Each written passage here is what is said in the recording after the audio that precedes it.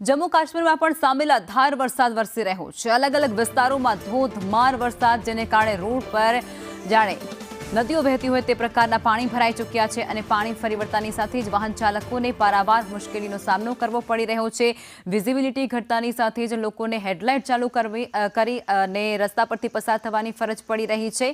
સાથે જ ટ્રાફિક જામની સમસ્યા પણ અનેક વિસ્તારોમાં સર્જાતી હોય છે। જમ્મુ કાશ્મીર અત્યારે જે મેઘરાજાનો કહેર છે તે અત્યારે સહન કરી રહ્યો હોય તેવી પ્રકારની સ્થિતિ ત્યાં જોવા મળી રહી છે અને તેને કારણે અનેક લોકો ત્યાં પ્રભાવિત થયા છે।